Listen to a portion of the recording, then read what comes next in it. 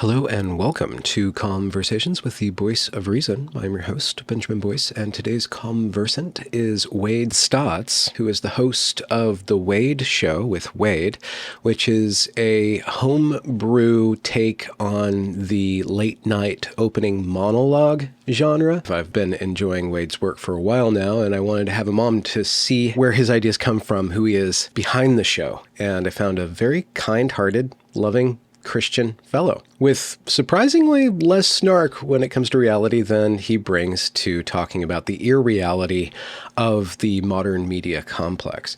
You can find his work down there in the description, as well as links to support this channel, and I don't have anything else to say that Wade won't tell you himself. So without further ado, here is Wade Stotts. Check 1, 2. Hello, hello. Howdy. How are you, sir? Good, how are you doing? I'm doing great. Yeah, I'm listed as Elliot Mortimer. Is that going to be a problem?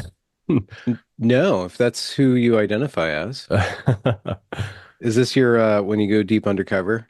Yes, exactly. It's a guy who works here at Canon Press, and he set up the Zoom account Oh, okay. This and isn't your put his white own name dudes on for Harris name. it. Yeah, it's my secret Harris voter identity. That's where how I yeah. You have to have multiple identities to vote multiple times. Can you see me? No, I can't. No. Okay. Let's see if Give me there we some go. video. Oh, there you go. Okay. All right. And am I coming through this microphone? Yeah. Okay. Good.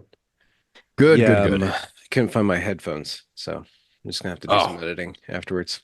well, darn. And annoying, my wife's won't connect with my thing, so whatever. Ah, But well, we'll sort it out. that's all good. How you doing, sir? I'm pretty good. How are you? Yeah, I'm excited. Life's Are good. you riding high? I'm riding high. Yeah, Trump won. It was a good week. You were in favor of him. I did like Trump. Yeah, yeah. That was yeah. I didn't realize I should have been more overt about that. But yeah. I'm excited. I'm excited. We'll see. We'll see what comes next. What do you think comes next? That's a good question. Um, Yeah, I think the next steps are always like there's always the outward fighting, like so there's the coalition, right? This weird coalition, and there's going to be the inevitable conflict between those people and trying to get Trump's blessing on a policy. So Trump's the leader of this broad coalition. He's a deal maker. He's a guy who, he's the art of the deal guy. Hmm. And then there's the fight on the other side where we all want things that may seem extreme right now. So we all want huge, like even the libertarian wing of his coalition wants huge cutbacks. Yeah. And the health people want huge pushes there, cutbacks there as well. And there's the economic nationalism people that want that. So we'll be fighting the left and also sort of maybe not fighting, but at least negotiating within the coalition. Yeah. So that's where all the interesting stuff will be happening these next 4 years. But I'm excited Yeah. about it. Under the Trump umbrella is what you Yeah, find more exciting. yeah. Well, and I'd rather have that negotiation with other Trump people than be only fighting the left, like only in the like in on the losing side or on the Mhm. sort of negotiating with the enemy is a tough place to be. Yeah, the left has seemed to consolidate. I mean, they followed the inevitable logic of their ideology via purity spirals, and now that's Yeah, just kind of ramped up to 11 now with all these people. At least I don't know how big of a movement it is, but a lot of people are kind of divorcing their families on yeah, that side. So, right. what's left of the left from your point of Yeah, view? Is it even I interesting at this point? it's a good question. The Isaac Simpson posted a really great article Hmm. today I think it was where he was talking about how they're all now concerned with messaging. So they all think that, oh, this is a messaging problem. We didn't say the right things, the things people wanted to hear, so that they would give us the power. And so that shows sort of the vacuousness of what the left is. It's just this force that wants to be in charge. And so what they have been trying to do is sort of massage the messaging enough or shave off all the pointy edges of the messaging so that they can get the power. But in the end, I mean, like we saw this with Kamala Harris, she doesn't have any core beliefs. Like the reason, if you go, like if somebody with core beliefs, this is where the podcast thing comes in. If somebody with without core beliefs goes on Joe Rogan, that's going to be pretty obvious within 20 minutes, much less 2.5 hours or three. So that's it makes the campaign. It just the fact that she doesn't have core beliefs has been shown, and that the left itself is not about principles or policies. It's just about get us in power, and we're going to continue just to break stuff Yeah. for our own benefit. I mean, it was nice that Trump won. I felt good about that. But in the days following that, I had more and more a sense of relief, and I located that relief in that Kamala or whatever she represents lost. And I think it Yeah. was very explicit in the news coming out about her the way she ran her campaign and where all that money Mhm. went. And now she's Yeah. in debt. Yeah. And she was talking about all these Right. taxes that she wants to boost up, that they'll just want to tax more. But how do you spend your money? And it's just on Right. vacuous messages, like these Right. quirks and celebrity endorsements and stuff like that. So Hmm. it's really doesn't seem to be the case that she would have done that well had she gotten in. Right. Yeah, and the skeptics among us are pointing to that, going, well, it was all a big show. So that they point at the money going around and just go, Yeah. well, therefore it was just a big money laundering operation. So like it's a big influx of money that they could justify because there was a new candidate. So Biden was in, we all knew where he was going, and well, Kamala comes in and wow, what do you know? Within 24 hours, a bunch of money from Act Blue, which has its own kind of weird internal problems, comes in. Wow, what do you know? And then that Mhm. money gets passed around. Um, I tend to think that they were really trying. I tend to actually just maybe not take their word for it, but at least take at Hmm. least some element of it. Some element of that machine was really going for the presidency, and the money laundering. I think the money laundering would have gotten better. Like they, if it really was just a big money laundering thing, then they wanted to win so that they Yeah. could keep that kind of thing going. And I think that's hopefully the people who would win either way. Hopefully the sort of money passing around people, those can be a target of whatever this new thing is, whatever this new Trump movement is, can target that sort of machine, Hmm. the advisor class, the endorsement class, the PACs that are all just kind of shields for, again, yeah, just everybody gets a little bit of money Yeah, they're because kickback. we Yeah. right. I hope so. So how did you get into this? Get What into prompted you to politics. start? Yeah, well, I mean, I guess we can start with your show. It's relatively Yeah, new. yeah. What prompted you to do that, and what's the lead up to that? I I've always been interested mostly in like doing entertainment content, so that was the stuff I was most interested in. I've as I've talked about many times on my show, I'm a big fan of late night. I've followed late night for years. Letterman, Conan, those guys. There Hmm. was a time in college where I'd watch them every single day and just like diagram the jokes, and that was just Really? my obsessive college pastime. I used to work at a phone bank, and I would on my lunch breaks try to write monologue jokes with news setups and stuff. So I like that kind of side of it, and the those shows um, talk about current events mainly because they have to do a show every night. So, so their political leanings would come out, but most of the time it was just this happened this week. It gives me something to talk about because you can't do airplane humor every single night. You Hmm. can't like do a bunch of observations about like ketchup bottles. Yeah, or You run out lipstick of stuff. on your Starbucks cup. Yeah, exactly. Yeah, you run out of stuff like that pretty quick if you're trying to do an hour a night. So I was interested in that, and then I got a job doing audio at Louder with Crowder, Steven Crowder show.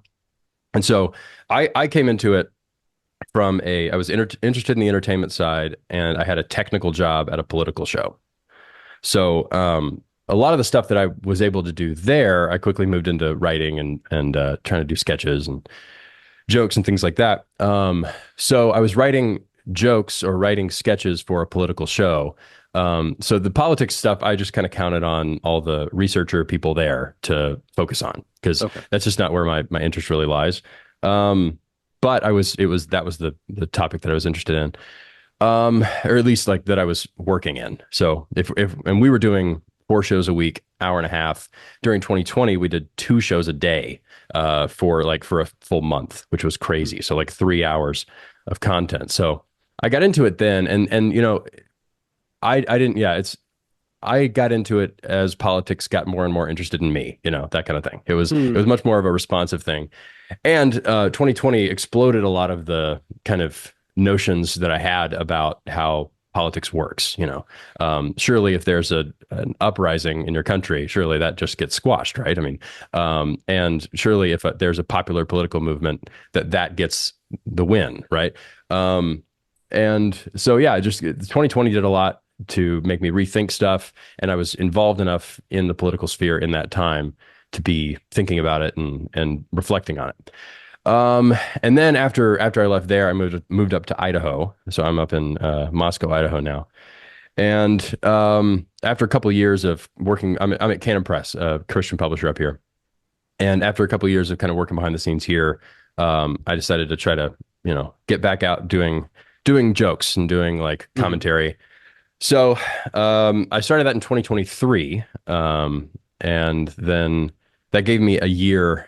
What's nice about starting then is it wasn't starting in the middle of the heat of a political campaign. Yeah. So it gave me try to figure out the voice of the show, try to figure out what exactly I was doing before everything became Ramped just a up. pitched battle for the presidency. So I'm not as nervous about like what happens next because I've already done like in my years at Crowder were 2019, 2020, and those were the Trump years, quote unquote. And then I've done at least a year under the Biden thing, and then now I guess it's been almost two. So we'll Hmm. see how what the show evolves into, and to find out, tune into the Wade Show with Wade. Yeah. I should promote it. Mm. So you're working at a Christian publisher. Is this because of an ideological prompt or just opportunity? Yeah, so it's opportunity, and I like what is going on here. There's a the it's one of the only places. I'll start here. Moscow, Idaho is a really interesting place because it's a college town in the middle of a red state, so kind of a blue dot in a red state. Yeah. And the cultural battles here have been pitched for a lot longer than they have been broadly.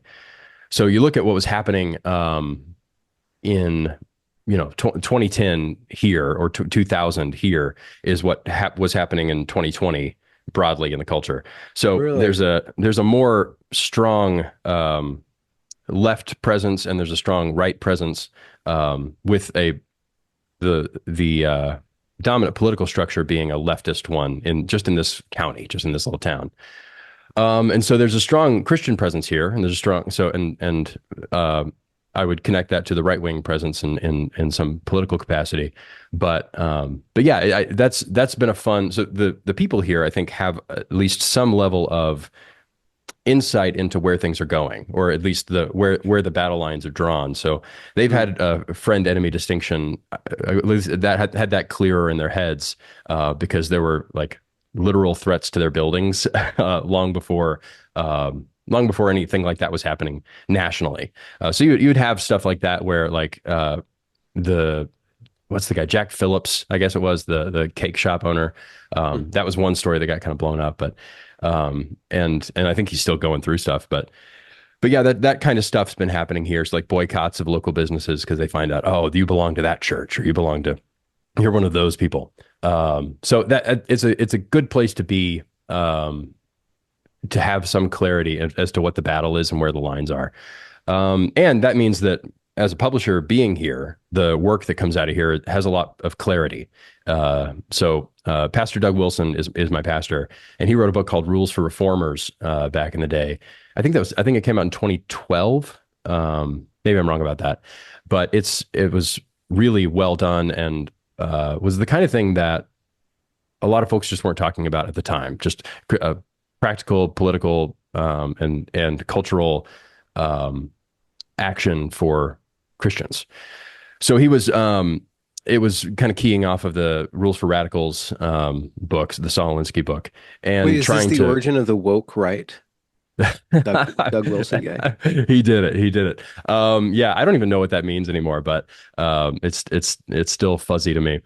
But yeah, I've really just benefited from the work here for so long, and then being able to be a part of that has been a real cool thing for me. Plus, we've got a cool school here.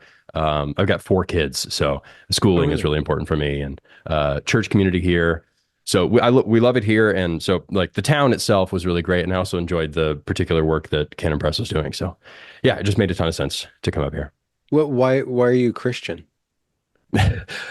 Yeah, I guess you can answer that a few different ways. There's the biographical version of that, where I was raised in a Christian house. My dad was and is a music guy in the Southern Baptist Church, so I was raised in evangelical. And I so yeah, I guess the biographical version of that. And yeah, I don't really know what's let's see what's another way to answer that. The intellectual reason or the cultural reason. Um, yeah, and so my personal reason is yeah that I was raised in it, and then the like I think it's true, so that's another reason, and it's continued to make sense, and it part of it is also the like it's been tested a lot, and all the alternatives have kind of turned on themselves and have destroyed themselves at some level. So the like secular rationalist revival that was happening in like 2007, that kind of thing fizzled, and it fizzled because it just didn't have what it took to go to the next step, I don't think. Um, and so yeah, I think that it's the staying power. Chesterton has this great line about the church has died many times, right? But it is led by the one who knows the way out of the grave. There are plenty of the consistency of the church, the consistency of Christianity has been a comfort to me. But and then there's I guess I am a Calvinist, so I guess I should also say that God picked me. Okay. That's the other way. What does it give you, that faith, your faith? Yeah, well, there's a certain. Have you ever read Edwin Friedman? I'm going to quote I a don't. Jew to answer my question as to your question about Christianity. But he wrote a great book he wrote a great book called Failure of Nerve, and it's about um, it's about a lot of things, but one of them is the way that anxious groups govern themselves. So if a group is governed by anxiety, then they'll start herding and seeking consensus. And what that does to the group is lead them into following the weakest or the least mature or the most volatile people among them. And what leadership does in that sort of situation is able to stand outside of the sort of boiling pot of anxiety. And then at some level, that's there's a certain kind of steadiness that Christianity gives. Just a vision that we've been through stuff before, and we've gotten through this. There's a steadiness and something that I'm trying to embrace is just the faith itself is a grounding force in crazy weird times. So I personally I'm 32 years old, so like I haven't been through the history of the world, right? But my people have at some level. Like I can look back and go, oh, we've done stuff before. We've gone through harder things, and I can look back on those people and go, that's my people. That's where I come from. I come from the Christian church, and that's a solidifying thing. It's a good reminder in wild and crazy times. So that's one of the ways to answer that. Another is just the practical, like it's a guideline for raising my kids. Like I said, 4 kids. Trying to transmit something, trying to transmit any kind of health, emotional health, and like rational health, as well as just like behavioral health. All that stuff is something that I want to, as an individual, transmit to my kids, and knowing that again has been done before, and it's been done by the church, it's been done by Christianity for a longer time than I've been alive, and that anyone that I know has been alive. So that it steadies a lot of things and clarifies my goals. It clarifies my purpose, and also the smallness of my role in this big story. There's God's telling a bigger story than mine, Mm. and so I can play my part and try to be the best character that I can be, even if it's small, and even if it's if it seems small in light of a huge story, I can still be good. If you zoom into my little section of the story, then hopefully that's something that God's pleased with, and that is a good story, and something that I don't know, an outside observer would enjoy. Mm. There's this King of the Hill meme Okay. where is it Hank? I can't remember I never really watched it, but the Yeah, yeah, lead yeah. character Hank goes Hill. up to this guitarist and he says, "You're not making Christianity better, you're just making rock and roll worse." And it's Yeah, about yeah, Christian rock. yeah. It So seems like good. we are on possibly a precipice of a renaissance of sorts of conservative or Christian cultural excellence.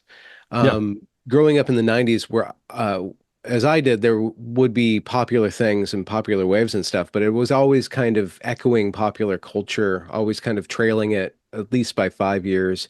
I know right. the 70s had a resurgence with the hippie movement. Well, the kind of like the hippie spin-off movement. There's a lot of really good art and specifically music. Mhm. Um, what's your relationship to modern Christian cultural product, and how does Christianity inform your cultural product? Yeah, I think we grew up around the same time, and looking at what we were happy about in Christian. So, did you grow up Christian? Did you grow up in the Yeah, church? yeah. Okay. So, when we were happy about Christian cultural engagement, it was, hey, we're blending in. Like Mm, we were happy that Switchfoot or whatever got into Nicholas Sparks movie, and we're like, oh, they didn't even notice. Wow, we got into their world and they didn't notice. And that's a really weak position, I think. mm, Um, and yeah, so I think that's a different position than leadership. So again, like blending into a broader culture is not the goal. And the position hopefully is that Christians start leading the way in that. We have the greatest. I mean, talking about tradition and talking about history, we have a huge inheritance of Christian art.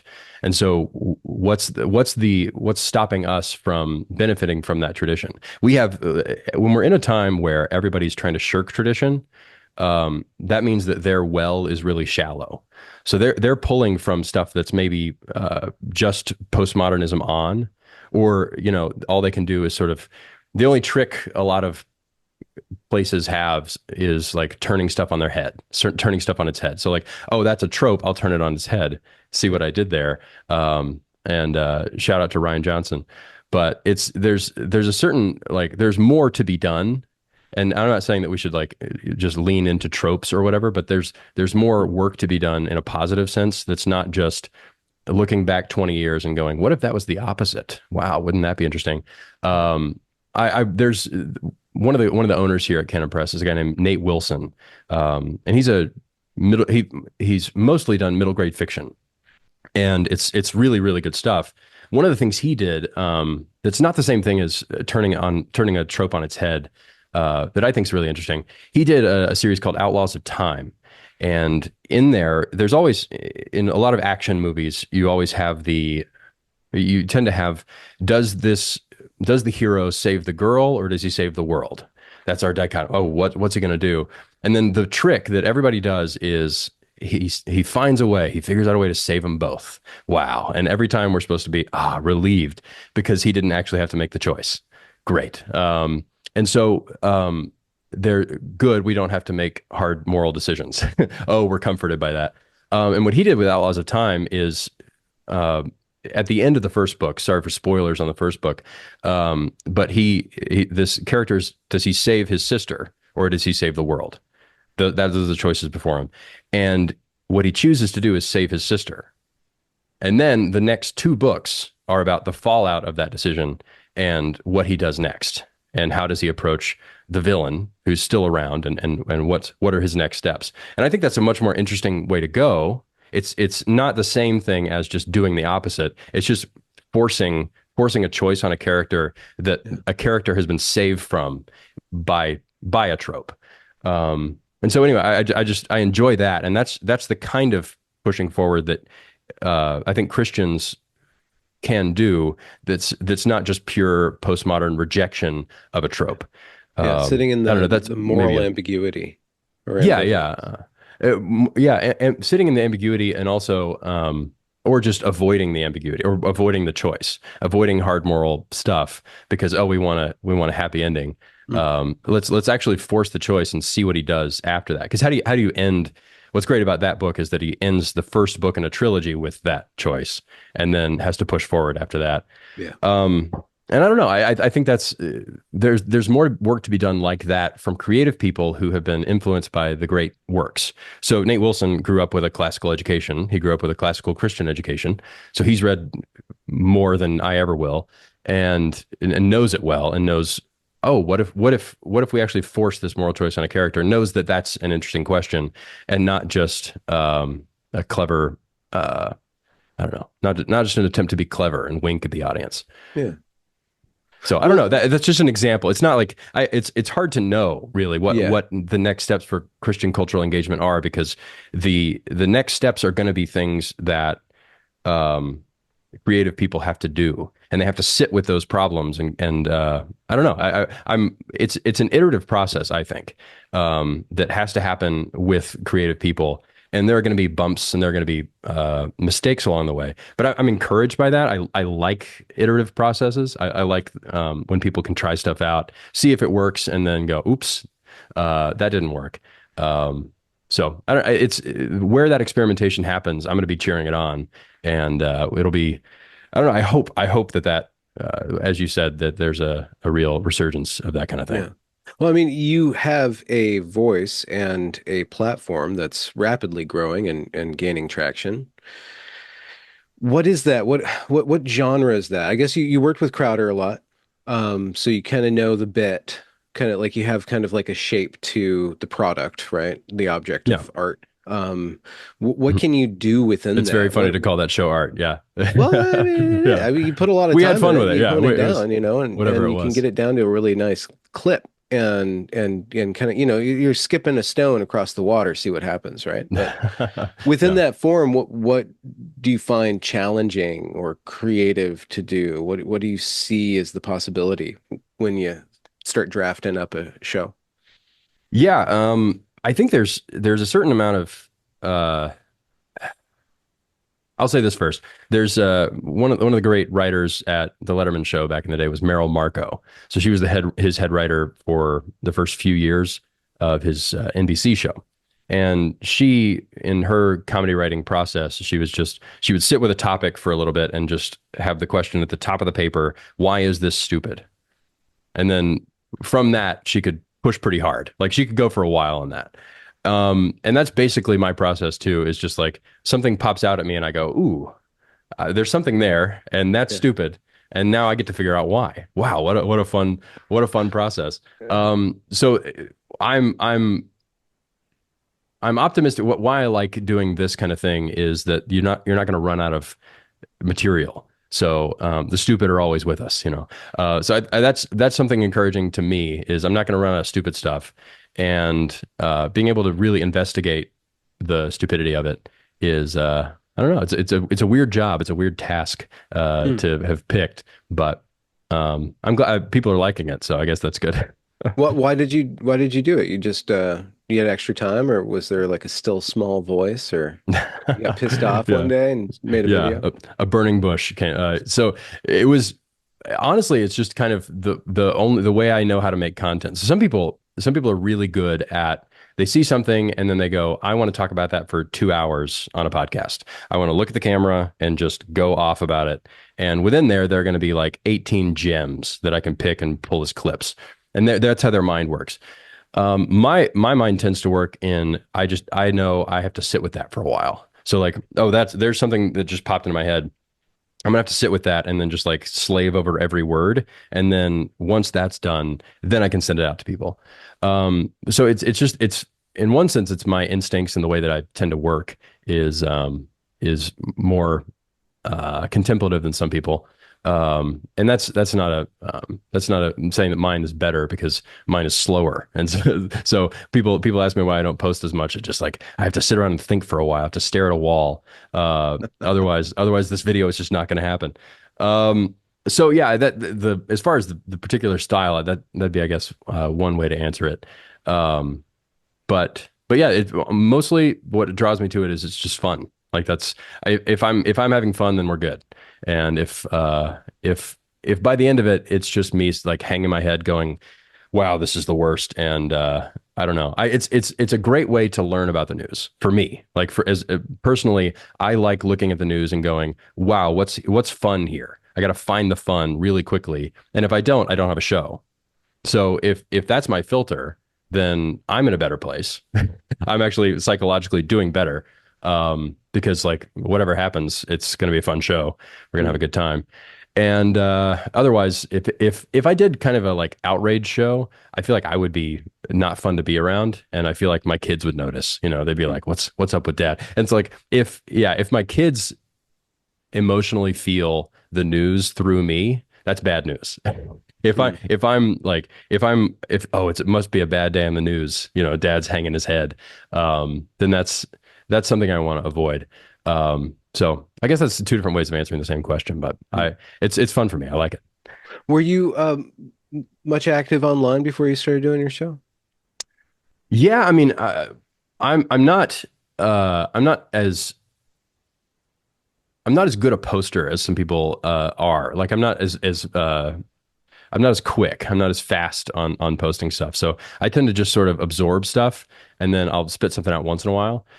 So yeah, I wasn't really active on Twitter as much as I was. I was like a happy audience member on Twitter, and I started the Twitter account back when I was at the Crowder Show. So I was Audio Wade back in the day, and being the sound guy. And so when I was doing that, it was just part of my duties at the show was be involved on the internet, and so I was, and so it got me in the habit, and I came to like it. I came to like being part of it. And Twitter, now X, I guess, is this is a really entertaining and interesting way of catching the news. So it's almost like undigested news. It's just this stuff that like I've been off of Twitter for 4 or 5 hours and then come back and then realized, oh, I missed a big wave. Like, oops, and I've got to catch up. And oh no, which is fun. It's fun to be part of that, so that once something wild happens and you get to jump in. I like that process. I like the in between time. And so, like back to the late night point. Back then, you would watch late night at the end of a day where they were commenting on the news from cable news of that day. And so, like the most political of them, the Jon Stewart's Daily Show, was using clips of the news. So it was now 3 steps removed from the event. And then what you get with Twitter is just like the brainstorming that's happening at the time. And so I like that. I like being a part of that process. And so, but back in the day, you would get jokes at the end. So the jokes would only happen after something had happened and then reported on. And then, okay, now Jon Stewart's going to tell a joke about it. But the whole thing is now happening at the beginning, which I like. I like that kind of process. But the negative part of that is that we don't have enough time necessarily to reflect on it. But I mean, not that 24 hours is enough time, or 12 hours before the Daily Show comes out is enough time. But yeah, people can get better jokes than what they're going to hear that night on whatever late night shows, and get those out and get them, retweeted by Elon Musk or whatever. And suddenly they're not just participating in the news event, but participating in all the reflection on it that used to be left to official sources. So uh, so was I active online? I was at some level, and then I think I've kicked it up just because it's become more fun. We're having a good time. Where do you find yourself in this political spectrum? Or obviously you're on the right. The right Sure. is really interesting right now because it's all just not left, and so there's Hmm. huge spectrums and a lot of battles and just a lot of churning going on. Yeah, What kind of process have you gone through ideologically since engaging with Twitter, and where do you kind of find yourself? that's a good question. I think mostly I could just point to my influences. And then after that, talk about like bringing the influences to now. So influences are all by nature things that were happening in the past. So if I go back and I say I'm a big Russell Kirk fan or I'm a big Edmund Burke fan, then I'm talking about people who were addressing their concerns at their time. And I am a big fan of both those guys. And so their assessment of their situation is really valuable to me. So people like Russell Kirk were really great for. I'm reading his Roots of American Order right now. Great book, really, really good. Um, and my hope is to read that, take that in, and then recognize that a lot of the things that Russell Kirk was saying, hey, this is our inheritance, we should be grateful for it. A lot of that stuff is gone, or at least put into the background. So stuff that was more dominant at Russell Kirk's time, has gone by the wayside, or is just kind of localized in small communities. So I'm that's why the word conservative is interesting to me because, like Russell Kirk, at some level, could call himself a conservative because he was trying to maintain something that was fading but still at some level dominant. And I admire that. I admire the work that he was doing at that time. But now a lot of that stuff is just kind of locked into pockets or is illegal. Like being excited about the actual history of our country, or just like loving the influence of the Christian Bible and like the Reformation and Augustine and the medieval scholars of like Anselm. How did Anselm influence America? If I'm excited about that, then I'm automatically shut out of a lot of mainstream political discussions. And maybe not now. Maybe things will change. But yeah, I could talk about my influences and say like that's where I find myself. And when I find other people who are influenced by those same things, I'm excited. But to brand myself with I'm with this guy, I'm with Russell Kirk, would be tough because again, I'm not Russell Kirk and I'm addressing a different situation. So, and I'm influenced a lot by like Chesterton, I'm a big Chesterton fan. C.S. Lewis, who I think we could say easily was on the right. In especially now, if C.S. Lewis existed right now, he would be an insane person. So I love that guy. And so yeah, I like regular Christian right winger guy with a lot of kind of regular Christian right wing influences, but that puts you in league with and on a team with uh, just a strange motley group of folks because we're all fighting the same enemy, and so yeah, I hope that those lines don't get blurred forever. But I would like to keep my commitments. I'd like to keep my commitments and be able to interface with other people who are fighting with me and have again more of that negotiation back and forth among the team who are obviously fighting the bad guys. So I don't know. That's a terrible way to answer a very direct question, but where do I place myself? It's yeah. I guess that's probably the I get a closest I could sense. I come. got a sense for it. Yeah. I was listening to a stream with Dave Green and Jay Burden, I think it was last week, post-election stream, and they got into how Christian men kind of self-selected out of Christianity because there wasn't a lot of forward momentum, and there was actually incentives to downplay your religiosity. Talking Yeah. about God just wasn't cool.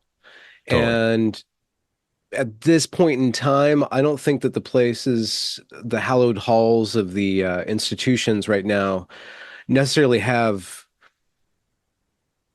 well, one, not a lot of place for a white man to go, like just to be blunt like Mhm. that, but also not a lot of room for male ambition, naked male ambition. I mean, I think Mhm. Trump's going to change that. And I think a lot of things are changing, but it's kind of a desiccated, Longhausian kind of place. And it like many people have said, and when I started my channel, I started by saying, this woke thing is basically a broken religion. It's Mhm. Christianity without Christ, so it just sucks. There's Mhm. like the Yeah. word, like if we're gonna take Christianity apart, just take all the worst parts of it and Right. concentrate it down Yeah. Just to sucks what is putting it nicely. Yeah. Right. yeah. Um, but so there's an opportunity for Christianity to speak to young men. And also there was an article floating around where more and more, this is the first time in American history that young men are becoming more religious or being more religious than females. Mhm. I Yeah. think that there's a lot of work to articulate what Christianity has to offer young men. Uh, what does it what does it have for the young men? Like Yeah. have you considered that, and what's your stance on kind of the messaging for young men? Yeah. Well, I think that just there's something that liberalism, or at least like whatever's come after liberalism, post-liberalism, neoliberalism, has done is try to take us out of any kind of connection we had with other people. So there's this individualist strain of it, and then there's this internationalist strain. So and how those work together is you've got a bunch of detached individuals who are just really easy to manipulate into being global citizens with no real loyalties other than to the entire planet and to all living things or all sentient beings in the world. Um, and so what's great about the only place that you're really going to find what has made America great is in local small Christian communities that are really tight knit. Like small religious communities who have a strong sense of authority. What I'm one thing I'm nervous about, if there's a kind of resurgence of Christianity as ideology, I think that would be a huge problem. So if somebody says Christianity is very important to me, and then your follow-up question is, okay, who is in charge of you? What local body are you subject to? Mhm. And that person just fritzes. That's a big problem, mainly because we have we've been told so long that any bonds that you didn't choose or any bonds that are hierarchical are bad. And so if we keep that philosophy, if we keep the rejection of hierarchy, but call it Christian, or say Christianity is really important, family is really important, but I'm not going to go to church or I'm not going to start a family, I think that would be a huge issue. And so I think that I'm excited about the religiosity, the swing of men toward religiosity. What I'm hoping is that means a swing toward real community where people are being led. So when a young man with all the energy and excitement and vigor and ambition that he has is able to humble himself enough, not just intellectually, but personally, to put himself underneath wiser people, older people, find those people first, right? And then after that, put themselves under that person. They'll benefit in ways that they can't really comprehend yet. And you can usually tell when somebody has an allergy to authority, and an allergy to usually that can come in some kind of broad hatred or broad dismissal of somebody who's older than you just because they're older than you. But I've personally benefited in huge ways from being underneath pastors and elders, had questions for them, asked them about it. Like my pastors and elders watch my show and enjoy it and discuss it, and will tell me about something that they liked or like ask a question about something else. And I like that. That's a process. Even when I was at the Crowder show, when I was down in Texas, I told my pastor as I got there, like, just so you know, I'm on this show, and I'd love to talk to you about what I'm doing there and what you think about it. And he had helpful thoughts and had asked me really good and edifying questions. So, as a man who has personally benefited from that, my hope is that other people will do that too. Not that I'm like Mr. Humble, but like it is a humbling process to do what you're now required to do as a Christian, which is live under authority that's been given by God for your benefit. So that's where I would be like the most optimistic I am is if these people become a part of an intergenerational community that is about transmission.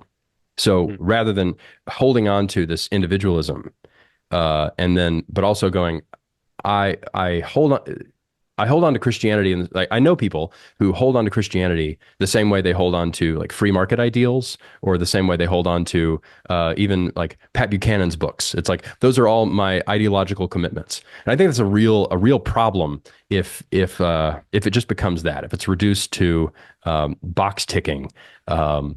So I don't know. It's much more personal. Being a person who is trying to transmit something from a generation above me to a generation below me. That's practical Christian work. It's practical political work at some level. So I hope that answers your question. Yeah. You're asking very simple questions, and I'm just What? sort of wandering around. No, I love it. What was it about life that taught you that particular lesson? I had a good dad. Have a good dad. Okay, you didn't necessarily have a need to rebel. Is that No, no. Like I grew up with loving parents who like who loved God and taught me to love God and were normal and happy, and that was there was a way of a way of like seeing myself and going, oh, that if I were to attain to that, if I were to attain to like this picture of a hardworking guy who loves God and teaches his kids and is trying to give something to his kids, then I'm going to be okay. And so my goal, and this is what my dad would want for me, and this is what I would want for my kids, is to push that ball down the field. So take what I've been given, keep going, and make it even better than I could have done. So what I hope is that my kids see even my flubs and even my like things that I mess up on or calls that I make about what they're doing or not doing, and they look back and they'll go, you know what, he was doing his best, and I'm going to take what he did and take it further. So it's just gratitude for what I've been given, and then hoping to at least to make some profit on that. yeah. How did you decide to have a family? Was that just baked in too? Or was that Well, I met a girl, you did? and How'd you meet a and girl? I met a girl in Dating college. advice from Wade, Yeah, yeah. So go please. meet a girl, and then ask her to marry you. Yeah, yeah. So that it's great. So I got married right out of college. You I guys met in graduated. college? Yeah, we met in college. She graduated before I did, and so it was 8 days after my graduation, 8 days after my last final. We got married, and then we started having kids, and we have three boys and a girl, which is very fun. What's the age range? 7 is the oldest, and the youngest just turned 1. So Wow. yeah, and they're a Wow. blast. They are a blast. You probably have a very busy life. Yeah. Oh yeah. Yeah. It's fun. Where pickups and drop offs are a big part of my daily schedule, trying to Yeah. figure all that out. Well, it And gives I'm you time to sure think through the news that's and true. stuff. Yeah. Yeah. There we go. Yeah. Yeah. Lots of listening time, which is very good. Do you have a sense of what you want from your channel? Are you content with the form that you've chosen? Do you want Yeah. to play around with it, do talk show kind of things? hmm Yeah. The way I've always seen the monologues is that is what I wanted to do in like concentrated form. So this right now, and my hope is that this is kind of like a seed form of if anything comes after it, it would be like this. It would be like a packaged deliverance of like delivery of the news that is like non-anxious and fun and mostly just that people can watch it as an entertainment value, and other people come up to me and they're like, you're how I keep up with the news, and like whatever people value people get from it, I'm hoping to still meet all of those needs and that the spirit of it stays the same. Hmm. So right now I'm doing the monologue thing, and then I'm also doing interviews. I just started doing that this year. And those are on Canon Plus, our streaming service, Oh, and that's been really fun. Just to and most of the time, I've been able to get local people. So because we have a really cool community here, we have lots of very busy and active people. So one of the guys I got to bring on is a guy named Forrest Dickinson, and he's doing really exciting stuff in a lot of different ways. One of them is he just released an illustrated children's book. And what was the most recent one? It was Crispin's Rainy Day, a really good one. And he's a great artist. He's done stuff for Netflix and HarperCollins and stuff like that. But he works in the office next door to me, so it's hmm. it's easy to get him on the pod. So that's really fun, and I've got good pastors and like academics that are local that I can just come in and go like do Dr. Joe Rigney is here, and he's a big Gerard fan, Rene Girard fan, and so I brought him in just to talk about like scapegoating and if Trump is a likely scapegoat, like why won't the scapegoat die? What happens when the scapegoat won't die? So that's been really fun, and hopefully all of that does stem from the same spirit of trying to talk about it in a zoomed out way, but also getting into details when necessary. Well, that So also yeah, has a historical slash archival aspect to it. If it's all people in your local community, then it's kind of a slice of life or like kind of a yeah, core sample of your community. yeah. Plus, it's an easy way to have a conversation like in the same room. And I love just when there's so much value here. I would hate to like keep that here. Hmm. And, excuse me. I would find myself having these conversations and then just realizing like, oh, this needs to be like broadcast. This is really good. I'm getting like just loads of wisdom from somebody who's thought a lot about a topic, and I go that I need to give that to folks. So that's what we're doing over at Canon Plus. We have the Wade Show with Wade, and then that's the Wade Cast with Wade. So long conversations, and I think that also does fit at some level with the late night format because what happened with late night, it was a monologue usually, and then desk pieces, which were kind of these refillable comedy bits, um, and then after top 10 lists, David Letterman. And then after that, it was interviews. So it was David Letterman. They would interview, celebrities and actors, and they'd have stand-up comics or whatever. But they'd also have authors. And some of the really interesting conversations that would happen would surprise you on if you just thought, oh, this is a good comedy show. Like Craig Ferguson, I think won. What did he win? He won like a journalism award for his interview with Desmond Tutu. Um, and so which is not something that I'm sure he was ever really aiming for, but he had this really great interview with Desmond Tutu, where and Craig Ferguson, who's just a genuinely curious person, got a lot out of this guy. And so he had the only award I think that show ever got was a journalism award, which, Hmm. which is very fun. It's a silly show that was on in the middle of the night on CBS. So my hope is not to be a journalist, or my hope is not to be a serious intellectual person, but just to like be interested enough in other people that their value Yeah, can come across. to facilitate. Yeah. I Yeah, really enjoy old Dick Cavett interviews and yeah, discussions. yeah, It's classic yeah. stuff Dick with the Cavett, very thought fun. leaders of the day. Yeah. Yeah, those still will go viral, which is wild. Yeah. And like the old interview shows, like Tom Snyder had a late night show. But that was just pure interviews, no audience, and just get down to stuff. So Wait, I have so a your deep fascination with late night shows, where yeah. did that come from? That spring from like some sort of like narcoleptic fit or anti-narcoleptic, the one where you Yeah, can't insomniac yeah, period yeah. of your life or Well, yeah, I there was one time where I think if I could try to find the sort of Big Bang moment of it, it would probably be I watched a documentary called Conan O'Brien Can't Stop, um, and it's about his time after he left NBC. So he got there was all sorts of it's hard to know how to characterize it, but he left NBC is a good summary, and then excuse me was legally prohibited from being on television for 7 months, and so he did this tour around the country for that 7 months, live tour, no cameras, except for this documentary crew.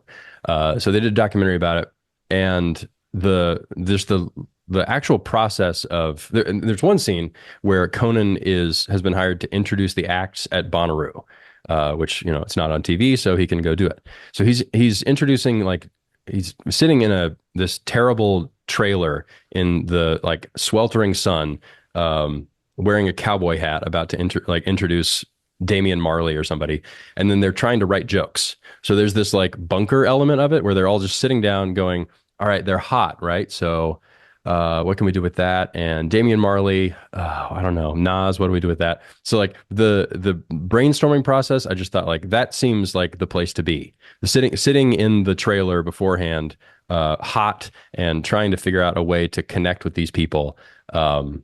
That really excited me. I was excited by that. So I started watching a lot of Conan after that, and Letterman, and Um, and yeah, that was probably so that documentary I think came out in 2010, but I watched it a couple of years later. And so yeah, I've always enjoyed comedy. I was a big Saturday Night Live fan. My dad was a big Saturday Night Live fan, so he told me about like Andy Kaufman. He and I would would talk about old comedy stuff, and I got the first season of Saturday Night Live on DVD from my local library when I was in high school. So I would just obsessively watch these sketches, try to figure out what worked and what didn't work.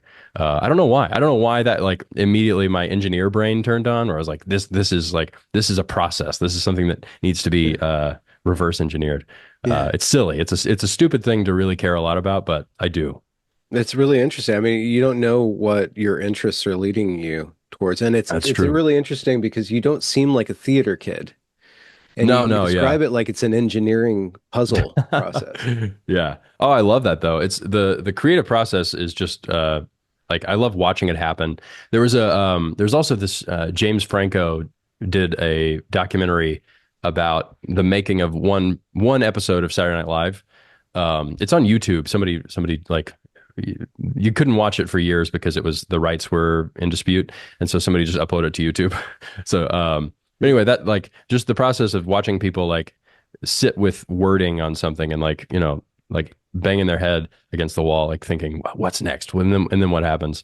I don't know. There's something for some reason that struck me as like a romantic ideal. Hmm. Do you miss working with a team, a crew, or and are you looking to assemble some sort of writing team or something like Yeah, I that, mean, or does there I Twitter like fulfill that group yeah. process? The group process, yeah, I guess so. The creative problem solving, it can happen in a group setting and it can also happen alone. It's the same thing. So I've worked with a team before, and I don't know, there are different challenges to both. And so no matter what, you're like you if you're I think my pastor Doug Wilson says something like if you sign up for a math class, the first thing you're gonna get is math problems. And so if you sign up for working alone, you're going to have working alone problems, and if you Hmm. sign up for a group project, you're going to have group project problems. And so that's really so the problems come with either way. So I'm happy to do what I'm doing now, and if I'm working with a team later, that's also great. Hmm. So, creative decisions then. Why the prepper corner of Yeah, a basement? What was the yeah. creative? Yeah, it just made me laugh. I like the idea of a guy in a bunker, um, and doing a show from a bunker. Um, yeah, I don't know. For some reason it made me laugh one time, and this is where I've sat. You're stuck with it Yeah, now. I'm stuck with it. It's great. Is There was that a yeah. There's a story about like The Simpsons. What they would do is when they were writing a script, every so they'd write a script and then it would be 9 months or so till air. And so every time that they would get they'd write it, they'd rewrite it, and then they'd get the recordings back, just the audio, and then they'd get the pencils back, and then they'd get the color, and then they get the final. So at every one of those points, this may not be the case now, but back in the day, at least, if a joke got a laugh on the fourth time, but not the fifth time, they'd cut it and rewrite it Hmm. because they were just that obsessed with making sure that everything worked. So I don't have that luxury of 9 months of reflective process, but again, those like joke nerds, those are my heroes. I love those guys. Is it what's in those bottles? Is it like argon or nitro? These are empty. These are prop bottles. I'm sorry to break the illusion. Well, I know that, Um, yeah, it's just like because they're sealed. I thought there's like you're saving some air right. from like the various hiking Ooh, there we adventures. go. That's what I need to do. I need to yeah fill them up with something. Oh, I'll just fill them up with raw milk or something. Yeah. That's my RFK is going to come down here and bless my bunker like a What priest. He's what's gonna just gonna shake raw milk everywhere. what has been some of the chief bonding moments with your sons, being a father, and like the activities that have taught you most Yeah, about being a dad and being close to those my kids? kids are young, and so all my answers are going to be young kid stuff. But I mean, just stuff like learning to ride a bike and stuff like teaching them how to swing a baseball bat and Yeah. just stuff like that. It's like just practical little stuff where you learn a lot about yourself and you learn a lot about them and just like learning together. is really fun. So like they say all the time, like if you can't teach something, then you don't really know it. And then as you're a parent, you're literally teaching everything. And so Hmm. everything about being a person. It's like, how do you lose well Yeah. when you're playing Connect Four, or how do you win well when you're playing Connect Four, and how do you play Connect Four? Those are three Yeah. separate things. And so just stuff like that. Those have been really fun, good moments where you just and then seeing them get victory over something that they like. So sometimes it's skill, and sometimes it's like emotional growth, and sometimes it's just little practical stuff like school. Just being like happy for them when they excel in something. That's been super fun. Fun to see just your kids grow in something and then be able to be happy about it and teach them, yeah, just teach them gratitude and also ambition at the same time. It's yeah, and that's, I mean, like I said, my oldest is 7, so I'm not Yeah. going to be able to give huge parenting advice or anything, but just Yeah. that those have been the times when I've been able to just enjoy them a lot, and just the practical little stuff, like where once in a while I'll just look at them all playing together and go like, they like each other. Whoa, that's what an amazing thing. I just happen to like these 4 people that I'm around like enjoy Mm. each other's company. That's great. Yeah. D- One of the blessings of your life is to have been married right out of college. And I guess you guys Yeah, probably dated for a couple of years. So a lot of that last stage of your mental development, and then your adulting has been with this other person. So yeah, I yeah. don't know if you could conceive of yourself as being single and then being married, or what the difference between those two states is. But what is being a husband taught Yeah. you, or pressed upon you, or Right. Like you prioritized in said, your life? yeah, like you said, it's my entire adult life has been with my wife. So it's hard to separate those two. But yeah, just like having basic loyalties that are not just personal. Um, affects your decision making, because you can risk like you were talking about male ambition earlier. Men love like risky situations. They're just like, I'm going to risk big, and man, oh man, like this will, like if this works, this is going to be great. And it's not that, it's not that having a wife removes your risks, but it also it you recognize I'm risk like we're both risking this together. So taking big chances in life, moving somewhere, taking a different job, all those risks are taken together. Um, and so just being able to um, lead her in that and like carry her along with me in that has been really just I don't know. Hard to really I don't know. It's like I'm trying to think of a good analogy, but like it is like asking a question like, how has being an adult, been influential in your life? Hmm. So the risks and the rewards just count when you're able to see it reflected back at you. So you're the so that the risk that you take for these people, you get to see that, and then like when those things pay off, you it's a bigger reward. But there's also the I've heard before people talk about yeah, Nate Wilson. So back to Nate Wilson. He's talked about like sacrifice, that you're always sacrificing one thing for another. And so there are some people who sacrifice their families on the altar of their careers, and there are some people who sacrifice their careers on the altars of their families. And then all of those things have consequences for everyone involved. And so having basic core loyalties to people with your last name who look like you and who are like bound to you in community, it takes a lot of stupidity off the table, which is great. Like that, we all need those things. We all need a bunch of uh, we all need those kind of practical Instead of bonds. suffering from stupidity, you can just mock it online. There we go. Yeah, yeah, exactly. And I say that as a very naturally stupid person. Hmm. Do you foresee pastoring or any sort of leadership or in your future? Well, right now I'm just benefiting from it, which is great. So Yeah. what I love, I used to work in the church. So I worked in the church right out of college, and went to seminary for a year, dropped out of seminary. So I'm a seminary dropout. But my what I'm doing right now, what I'm able to do right now as a congregant, is of so much value to me that it's hard for me to picture beyond that. I love the position that I'm in. Mm. Being under authority, like being around a bunch of people who are like way smarter than I am and who I can ask questions. So I like the amount of leadership that I have, and I like leading things. I like leading people. But I don't know. I value where I am right now. If that happens later, that's great. But right now, yeah, being a regular layperson with some kind of yeah, I like that. Mm. I really enjoy being not in charge of the church right now. It's good. One other practical thing is just like I was always um, I was in church music, so I would do music. And what I love now is being able to show up and just trust the other people to make musical decisions, such as like we sing songs that if I heard them the first time, I would go like, what is that? Why did we change what's this weird time signature? What's this odd voicing or whatever? But over time, I've come to love those songs.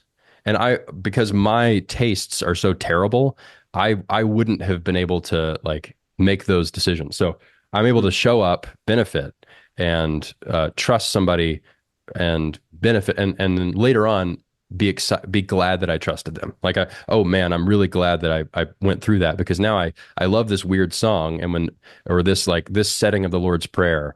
When I first heard it, I was like, oh, why does it not resolve at the end? What an odd thing to do. But now I sing it every night to my kids. So it's like, okay, no, great. I don't know. Yeah, I love being in leadership in some capacity. I have leadership responsibilities with my family. Mm. But yeah, we'll see how that happens in the church. But right now, this is my lane. Wow. Wade, very enjoyable to speak with you. Your persona in the Wade show gave me a picture of you as somebody different than who you are in this format. So it's been Yeah. really great to like peek under that produced more honed Wade. Well, thank you. Yeah, those are like my opinion pieces, Yeah. which can be fiery and self-assured, and then you get me in a room, and I'm Yeah. wandering around in conversation. But Yeah. I Yeah. thank you for bringing me on for sure. What's coming up next with your show, Wade Show? Yeah. You have a slew of content in the wings, or Slew it's of going to be content in the 9 months for wings. your next episode. Yeah, yeah, exactly. I mean, it's going to be Simpsons from now on. All my stories are old and terrible, and everybody's already made the jokes. So on the Wade cast, I have a couple of things coming up. I'll be interviewing Mark Hemingway tomorrow. I don't know when this comes out, so maybe it's already out. I'll be interviewing Calvin Robinson. Calvin Robinson's in town right now, up in Moscow, Idaho. So we'll be hanging out.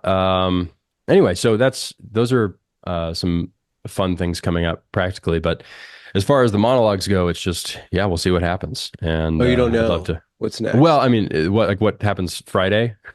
Oh, So what's those happening are on more Friday? Is something well, happening? that's when my episodes come out. Oh, okay. Um, Okay. Yeah. so when the monologues are more like, I'd love to do more news stuff, and as stuff comes out, I think one thing that'll be interesting with this new Trump stuff is going to be letting people know um, why some of the big, huge changes are legitimate. So we're going to be bumping up against a lot of like Trump's going to be cutting stuff. At least I hope he is, and he's going to be gutting the regulatory agencies, the administrative, legal garbage that's kind of going around, intelligence stuff that's going around. There's going to be a lot of cutting, and some people are going to have a natural reaction to that. That's going to be, oh, he's acting like a tyrant. He's coming in and just clearing house so that everybody's going to be personally loyal to him. Blah blah blah. And I think a big part of the next step is going to be talking about, like, actually, this is just acting like a president. He's getting a lot of stuff out of the way so that he can be president. So that's like a practical, like, I don't Hmm. know, messaging point that I think will be big coming up. But I also love having the option on my show of doing old essays. So this year, I started doing just old Russell Kirk essays, Chesterton essays, a Rothbard essay I think I did one time. But just picking up some of my influences and like summarizing somebody's argument and giving it to people in a way that's hopefully fun and interesting. So whether it's commenting on the news or pulling back old, dusty white guys to talk about. Not that they're only, not only white guys, obviously, but yeah, just big, huge influences in my life and being able to give those to people. We'll Hmm. see. We'll see how what all those shake out. But I've given myself options, and I'm excited Yeah. about all those. Yeah.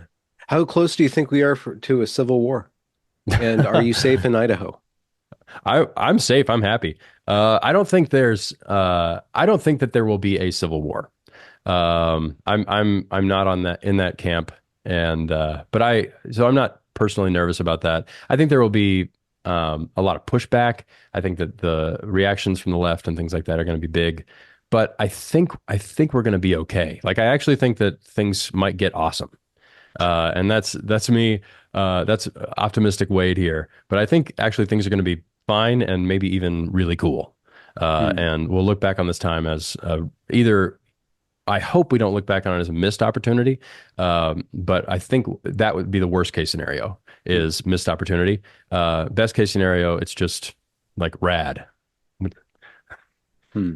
I'm going to end that recording there because I love ending on a high note. So, Good. Wade Stotts from the Wade Show. I'll link to your work in the description. Thank you very much for your afternoon. Well, well, thank you. Yeah, appreciate you having me on.